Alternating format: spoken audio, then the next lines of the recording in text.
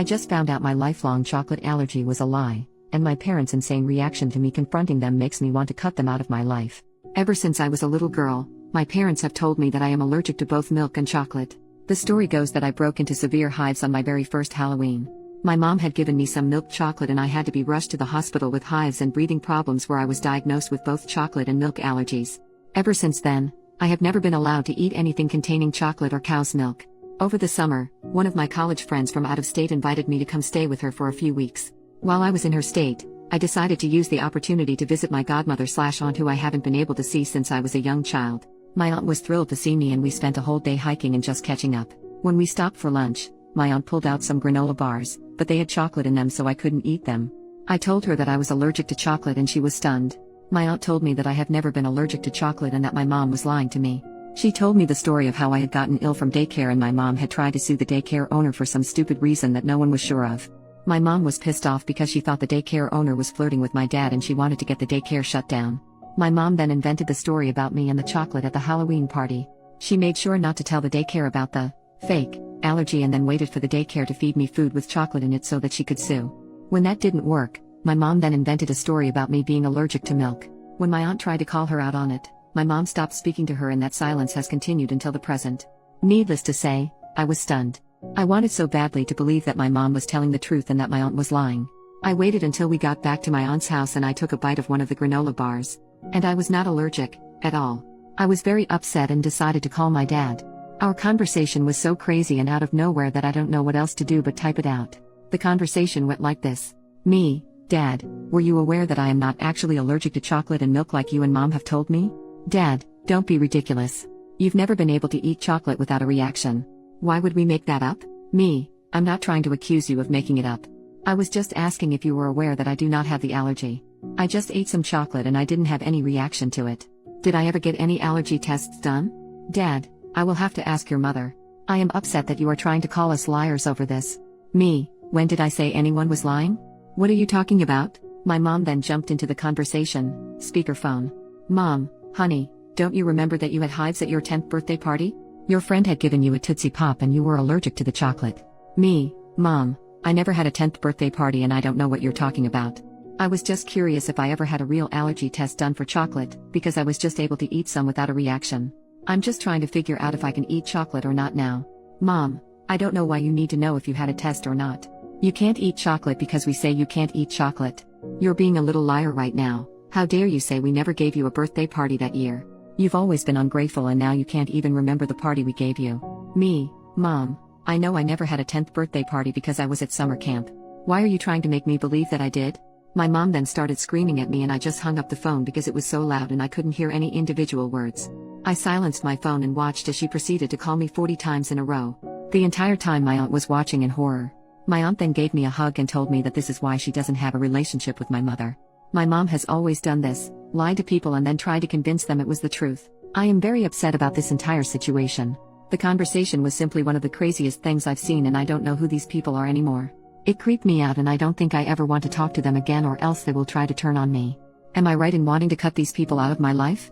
Edit to add for people asking about my parents. My mom and dad are two peas in a pod and they are best friends. If she's a narcissist, then I'm 100% positive he is one too. I can't afford an allergy test, but at least I know I'm not going to die from chocolate anymore. I don't think I'll be able to pretend that I forgot about the party because it was so hurtful that she tried to lie to me about it. I don't ever want to speak to her again. She doesn't even remember my birthdays and she's my mom. Update. 3 months later. It's been a while, but I felt the need to update because my mom purchased a one-way ticket to Crazy Town after I made my first post. To summarize what I have found out since my last post. I am not allergic to chocolate. Chocolate is amazing and I am now addicted to the chocolate waterfall at Golden Corral. I am not allergic to milk. I am mildly lactose intolerant, but I was always told it was an allergy to a protein in the milk. I can drink Lactaid with no issues. I had an allergy test done and it confirmed that I am not allergic to anything except for pollen and some animal dander. My mother is a psycho. After I made my original post, I decided that I was going to cut contact with my parents except through email. My mom called me over 1,000 times the first week and I eventually had to get a new phone and simply stopped answering the old phone and let the battery in it die. To put this in perspective, she used to call me 2 to 3 times a week and this sudden increase was pure insanity.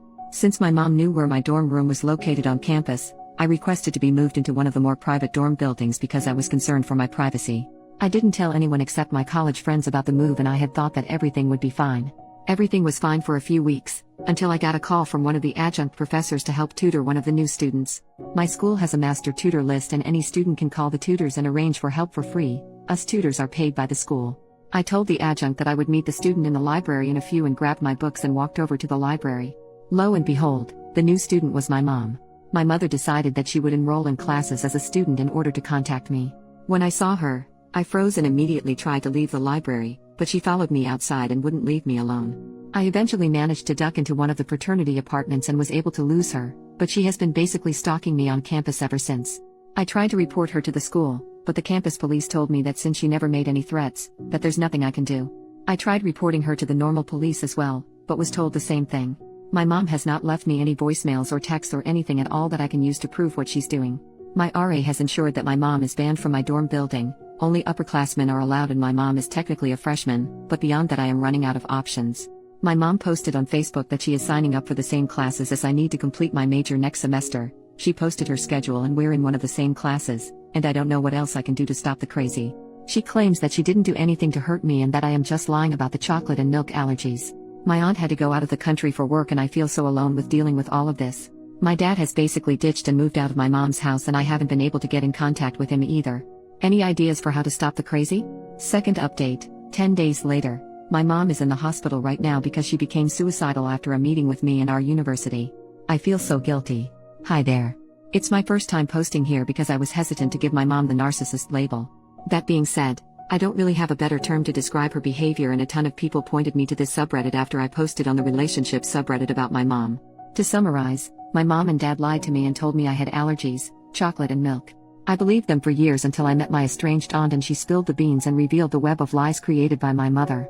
I decided to go no contact with my parents, and my mom snapped and enrolled at my university and was basically stalking me and enrolling in the same classes I need for next semester. I contacted the student affairs department and they arranged a meeting between myself and my mom regarding the stalking. At the meeting, the administrator heard both sides of our stories and pretty much caught my mom in another lie. My mom had her best poker face on and tried to claim that she hadn't contacted me in months. She denied that she had called me repeatedly, denied that she ever tried to get tutoring from me, denied everything she did. She tried to act like she was the victim and that I was just a mean and disrespectful daughter who hated her mom. And that's when I got out my phone and showed the administrator the call log from when my mom called me over 1,000 times in a row. This is not an exaggeration, the call log hit quadruple digits. My mom then tried to deny that the number was her cell number, but the administrator looked it up in the student database and it proved she was lying. My mom tried to backtrack, but the damage was done. The administrator made us both sign contracts that said that we each must not contact each other for the remainder of the school year, otherwise we would be suspended from classes. My mom was forced to change her schedule so that she would not be in the same classes as I was in. The administrator made it clear that if she tried to circumvent the contract, even if by accident, that she could have her student ID banned from entering the student center or other buildings if I was inside. They are controlled by RFID chips and we have to swipe them to enter certain buildings. After the meeting ended, I was so happy and I felt free for the first time in weeks.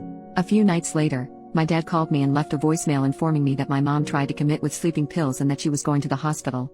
I thought it was fake at first, so I called the hospital and they put me through to my dad, who was in the waiting room. My dad laid into me pretty hard and called me names and stuff about the whole situation, and then told me that if I didn't want my mom to die, I shouldn't have made her life miserable.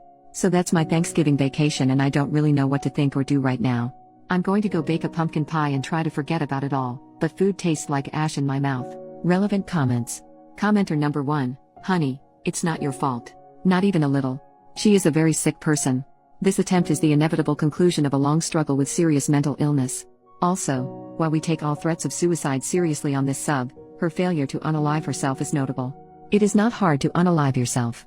Even pop culture offers a few methods which are surefire, and a quick Google search will quickly turn up a dozen more. The fact that she didn't look for this information, and didn't complete her suicide, suggests that this was more of an attempt to manipulate than an attempt to leave the planet. She isn't dead, and that's significant. OP, thanks for saying this. My mom is incredibly intelligent and resourceful, and I know that if she really wanted to die, she would have been successful. She can recite stats off the top of her head, and I've heard her saying before that most successful suicides involve guns. I know for a fact that she knows what it takes for suicide, and she's smart enough to find a way to hurt herself without leaving lasting damage. She also made sure to put me down on her list of approved visitors and sign all the paperwork so that the nurses can tell me information without violating HIPAA. She knows that I'm the type of person who would have called the hospital and then I would know all the details and she could guilt me with them. Story was marked as inconclusive. Hopefully OP comes back and gives us an update.